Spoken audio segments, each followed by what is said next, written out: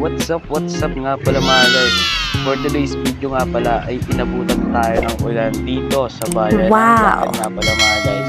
Bali, andito tayo sa sentro ng Daet. Habang nagpapatila ay ikakwento natin kung anong merong ganda nga ba ang Daet.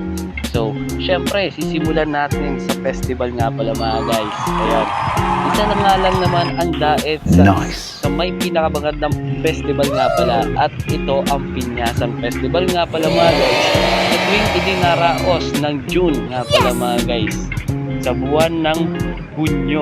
Ayan, at syempre wag mo na rin kalimutan ang pinakamagandang bagasbas ng ating Daet, Camarines Norte nga pala. Syempre isa ito sa may pinakamagandang alon nga pala mga guys. Ayan, dinarayo ito ng iba't ibang mga surfer sa buong mundo para lang makapag-surf dito sa Bagasbas Beach nga pala mga guys. At syempre wag mo na rin kalimutan ang pinaka-longest boulevard nga pala dito sa Pilipinas. Syempre dito mo lang din siya matatagpuan sa bayan ng Daet. Kaya nga pala dito lang siya sa Bagasbas Beach nga pala mga guys. At syempre wag mo na rin kalimutan din ang pinaka masarap na exotic food na syempre kilala dito sa Pilipinas, at lalo na dito sa Bicol region, lalo na dito sa Daet.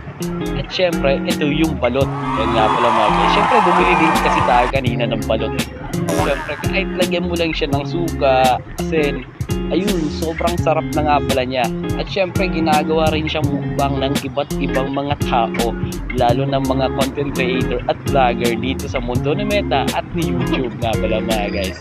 At syempre wag mo na rin kalimutan ang pinakaunang monumento ni Jose Rizal dito sa bayan ng Daet nga pala mga guys. Ayun, dito mo lang siya makikita, yung lumang monumento ni Jose Rizal dito sa bayan ng Daet.